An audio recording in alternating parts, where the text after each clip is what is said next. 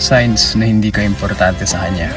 Number 1, ikaw palagi nag-i-initiate ng conversation. Pag hindi ka nagparamdam sa kanya, hindi na rin siya magpaparamdam sa'yo. Ang taong interesado sa'yo, gugustuhin kang makausap palagi. Number 2, hindi niya na-appreciate yung oras na nabibigay mo sa kanya. Yung pakiramdam na parang inaabala mo pa siya, tapos parang ipaparamdam niya na nasasayang yung oras niya sa'yo. Number 3, pag nagsasabi ka ng nakakasakit sa'yo, ikaw pa ang may kasalanan.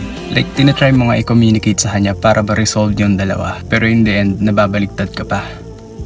Pang-4, lagi siyang annoyed sa'yo. Yung tipong lahat na lang nasabihin mo, pati kilos mo, naiirita na siya. Pang-5, wala siyang pakialam sa mga nararamdaman mo. Na parang everything is all about them. Emotions lang niya nagmamatter, pero yung sa'yo, hindi. At ang panghuli, yung lagi kang nagbe-beg for their attention. Like, bakit? Hindi ko magets. Hindi mo kailangan gawin yun kung mahal ka talaga niya. Kung na-experience mo man ng mga yan, mag-ready ka na sa worst case. Tatagan mo lang ang loob mo. Kaya mo yan. Kinaya mo nga tiisin lahat yan eh. Ang pakawalan pa.